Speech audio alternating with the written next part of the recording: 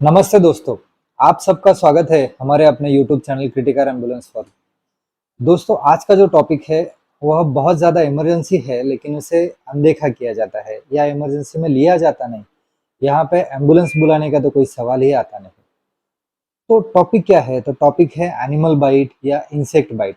दोस्तों, हमारे आसपास रोजमर्रा की लाइफ में हम लोगों का पाला बहुत से जीव जंतु, कीड़े मकोड़े, जानवर इनसे पड़ता है। हमारे आसपास हमारे रसोई घर में छिपकली, कॉकरोच या हमारे घर में मॉस्किटोज रहते हैं। कभी छोटे कीड़े निकल जाते हैं। हम घास में जाते हैं तो घास वाले कीड़े रहते हैं। खेत में जाते हैं तो वहाँ पे हमें सांप, बिच्छू, कोई कूड़ा कचरा हो तो वहाँ पे और कोई छोटा सा कीड़ा हम लोगों को काट लेता है। यह इमरजेंसी कुछ लोग समझते हैं, कुछ लोग इसे अनदेखा कर दे के ठीक है भाई, काट लिया, कुछ नहीं होता है, पैर को थोड़ा सा मल दो या मलहम लगा दो, चल लो। लेकिन यही बाइट्स आगे चल के फैटल होती है, मतलब इसमें इन्फेक्शन होता है तो ये जानलेवा होती है। तो यही चीज हम लोग इस वीडियो के माध्यम से देखने वाले हैं कि हमारे आसपास कौन सी चीजें, कौन से जानवर रहते हैं, कौन हमें काटने के बाद हमसे क्या हो सकता है, हमें क्या खबरदारी लेनी चाहिए। सबसे पहले तो हम कैटेगराइजेशन करते हैं। जैसे मैंने कहा, मच्छर, मॉस्किटोज होते हैं, ये हमें पंक्चर वुंड करते हैं। इसके अलावा छोटे कीड़े होते हैं, वो भी दंश करते हैं। सांप जैसे रेप्टाइल्स होते हैं, छिपकली होती है, बिच्छू होते हैं, ये हमें दंश करते हैं। इसके बाद बड़े जानवर आते हैं। बड़े जानवरों में कुछ पालतू रहते हैं, कुछ जंगली रहते हैं। जैसे कुत्ता, बिल्ली, बहुत लोगों को पालने का शौक होता है। कोई कोई तो शेर भी पाल लेगा। लेकिन यही जानवर हम लोगों को काटने की संभावना अधिक होती है। जैसे गार्डन्स हो जाते हैं, बहुत बड़े बड़े जूज होते हैं, पार्क्स होते हैं। ये पार्क में इनकी देखभाल करने वाले जो भी लोग होते हैं, इन्हें हमेशा बाइट का डर रहता है। कब कौन सा जानवर काट ले, इसका कोई अंदेशा नहीं रहता। सबसे पहले तो ये बाइट होते क्यों हैं, इसका हम लोगों को ख्याल रखना चाहिए।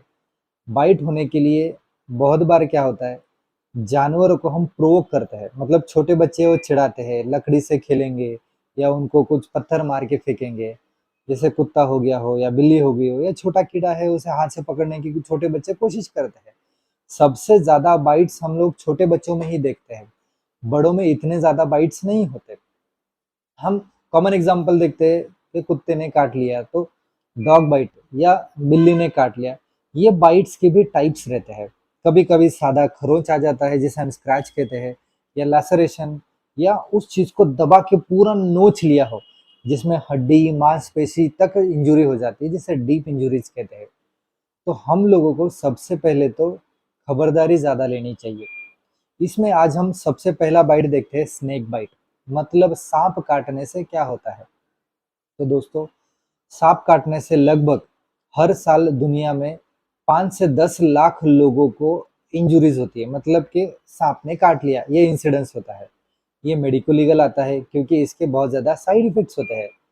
अब ये सांप ने काट लिया तो इसके आगे क्या होने वाला है, तो उसमें से लगभग 4 से 5 लाख लोगों की डेथ हो जाती है। इसलिए हमें स्नेक बाइट को गंभीरता से लेना चाहिए। अभी किसी को सांप ने काट लिया तो सबसे पहले काटना नहीं चाहिए, इसलिए क्या करना चाहिए, घास हो या आप जहाँ पे खेत में हम जा रहे हो तो हमें बड़े शूज पहनने चाहिए, घुटनों तक, ताकि नीचे से कोई जानवर जा रहा हो, मतलब सांप जा रहा हो, तो वो काटता है तो वो जूते पे काटेगा, शूज पे काटेगा, हमको डायरेक्टली इंजुरी नहीं होगी। या हम कोई कूड़े कचरे वाला जगह है जहाँ पे हम बहुत ज्यादा लकड़ी है, तो लकड़ी बाजू सरकाने के लिए जाते हैं, जहाँ पे ज्यादा क्या बोलेंगे, ज्यादा सामान हो, जहाँ पे ज्यादा कूड़ा कचरा हो, ऐसे जगह पे सांप या बिच्छू जैसे जानवर रहते हैं। जहाँ पे चूहे ज्यादा हो, मतलब सांप का जो भोजन है वो ज्यादा हो, तो वहाँ पे सांप आना लाजमी है। इसलिए ऐसे जगह पे जाने से पहले हमको खबरदारी लेना है, कहीं पे हाथ डालना नहीं है। बहुत जगह पे बच्चे क्रिकेट खेलते हुए बॉल इधर उधर घूमता है, गार्डन में जाता है, वहां पे कोई सांप का बिल हो तो उसमें अगर बॉल जाता है तो बच्चे हिम्मत लगा के उसके अंदर हाथ डाल के बॉल निकालने की कोशिश करते हैं। ऐसे वक्त हाथ पे बाइट होने के चांसेस रहते हैं।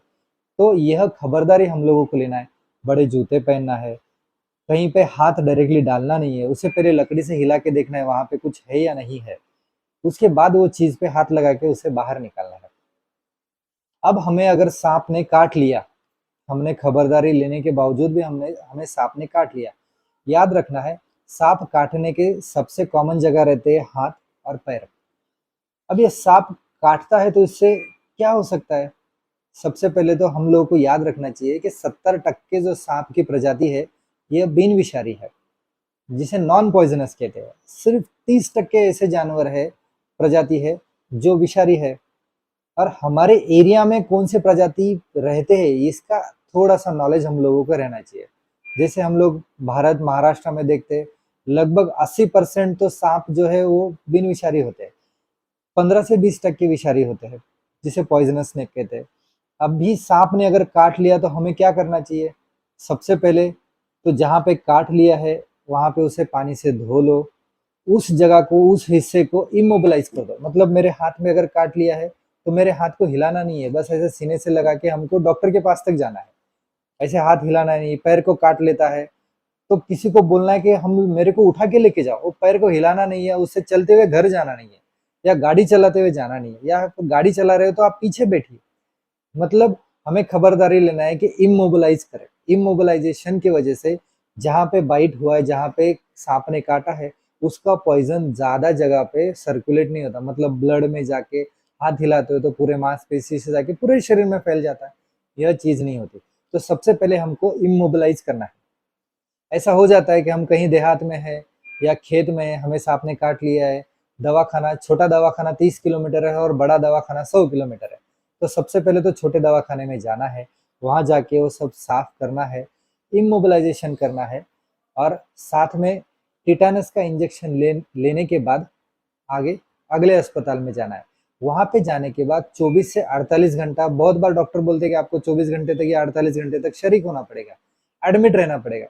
तो लोगों को लगता है कि हमें जो सांप ने काटा है वो तो नॉन पॉइजनस था, फिर भी डॉक्टर हमें क्यों एडमिट करा रहे? तो बहुत बार कुछ स्नेक पॉइजन्स जो है वो स्लोली एक्ट करते हैं, 24 से 48 घंटे के बाद उसके लक्षण दिखते हैं।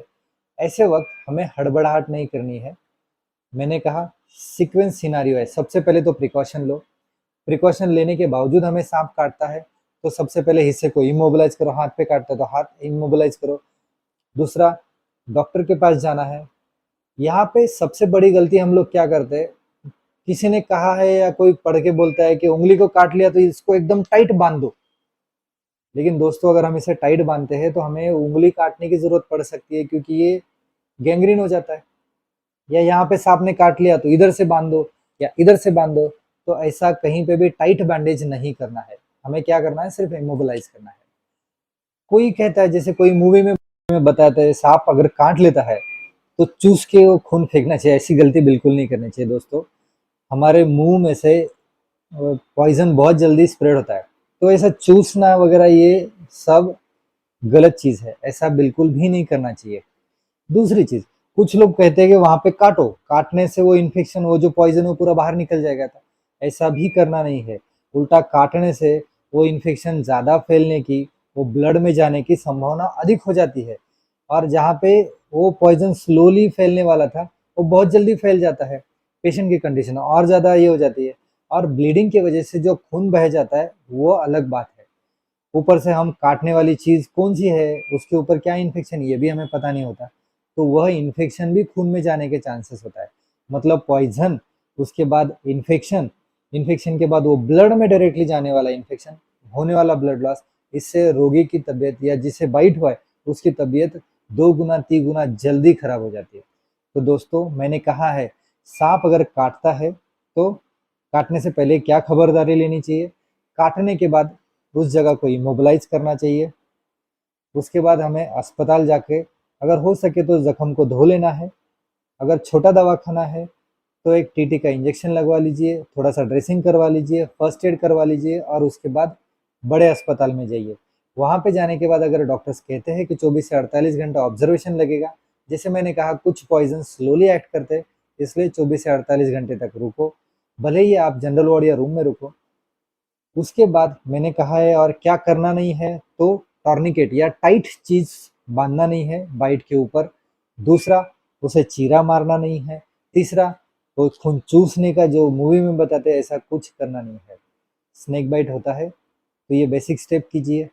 आपको ये हमारी जानकारी कैसे लगी याद से वीडियो में कमेंट करके बताइए। और आपको कोई बाइट के बारे में जानकारी चाहिए तो प्लीज़ कमेंट कीजिए। अगला वीडियो हम उस बाइट पे बनाने की पूरी कोशिश करेंगे। धन्यवाद। जय हिंद।